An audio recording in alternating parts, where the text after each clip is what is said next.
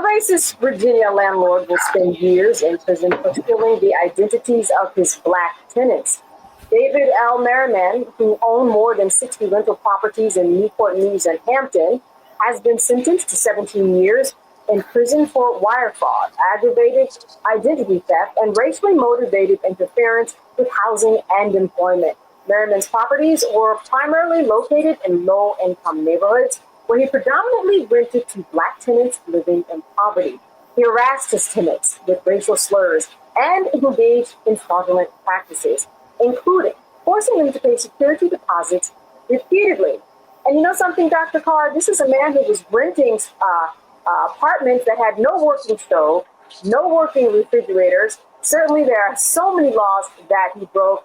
This is something that it's amazing what people think they can get away with all the laws that are on the books. No question. And he would have gotten away with it, but for the intervention of the federal government. You see the Eastern District of Virginia and Jessica Aber, as we all read, standing in the gap. How do you have a bathtub, Candace, with a hole in it? I'm trying to figure out what level of degradation do you have to have? And what struck me, and I'm sure it was the case with you all as well, Cameron and Robert, the sister, the black woman who he not only forced her name to get these relief benefits during COVID, but then threw her out, had all her stuff thrown out, and had her car towed while she's in the hospital. So it is an egregious example, and I don't care whether you're Democrat or Republican, whatever you are, the federal apparatus should stand in the gap for folks like this, and we can only hope and force this current incoming administration to continue to stand in the gap when it's so egregious that only the most open racist could say that this shouldn't be prosecuted to the fullest extent of the law. And you know, Robert, this has a lot of tentacles, though. When you think about it, people actually rented the apartment with the hole in the bathtub and no refrigerator and no stove. I mean, we can talk about everything with minimum wage to housing conditions to the lack of housing that's available to the fact that people are just living in poverty. It is real indicative of the state of America that we live in right now. You're absolutely correct. And I think we have a lot of glitz and glamour and media and social media in this country, and we forget there are still people living in abject poverty and who will take any form of shelter over their heads because of the alternative. I remember growing up, you know, having a single mother after my father passed away, who was an immigrant in this country, who didn't speak the language, who didn't have the credit score or the money, and the substandard living conditions that we put human beings into this country is a disgrace. And then we go around the world calling ourselves the civilized first world and saying, look at these people in third world huts, not doing anything about those same huts that exist here in America. And we are in very deep danger, as Dr. Carr articulated, because the incoming administration does not believe in any of the federal laws that are being used to punish this individual currently.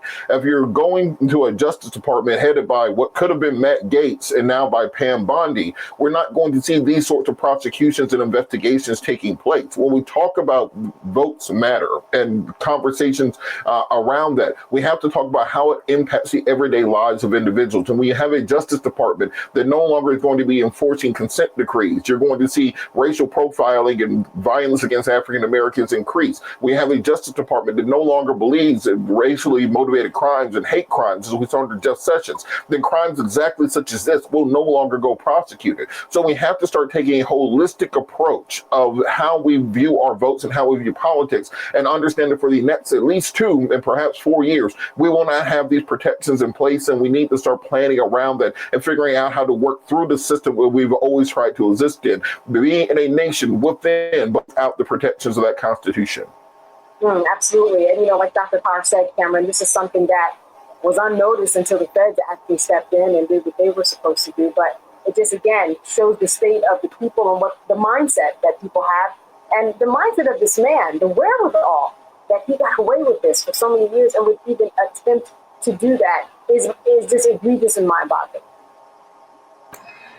It is egregious and mind-boggling, and it is kind of disturbing. I echo the sentiments of our other two panelists. Like we can't get glazed over by the glitz and glamour that social media and all the great things in this country to understand how many folks are that desperate, are living in poverty, are looking for housing, that the housing crisis that is affecting so many different neighborhoods, states and cities and rural areas across the country, that this obviously was the only option for so many of those residences. The alarm bells must be raised. The diligence level must be raised as we go into these next 2 to 4 years, because we need to make sure that whether it's through the civil rights divisions of the U.S. Justice Department or other folks where federal and state authorities are able to step in the gap, we've got to make sure that they are there to help prosecute and to help defend our citizens. I'm glad this person is being. This guy's being taken to the fullest extent of the law and make sure he is fully prosecuted there. And then that hopefully this also brings some relief to those residents who were defrauded who were defrauded out of their funds to be able to find better housing. But this unfortunately paints the picture of how desperate people really are in and around this country for housing. Yeah, absolutely. Listen, he's going to jail, prison, 20 years.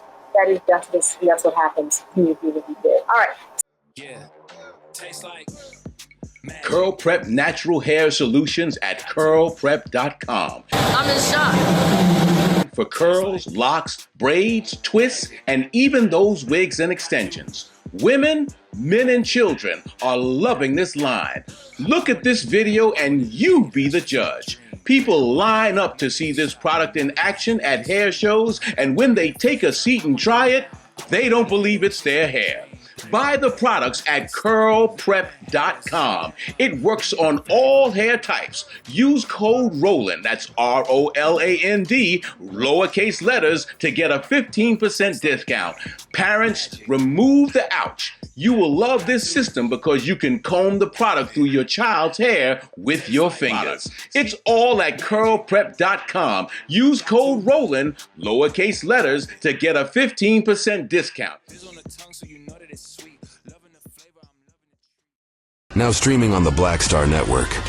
I was challenged by my uncle early on, before I even had a career. Like I was maybe 8 years old, and my uncle said, "What do you want to do?"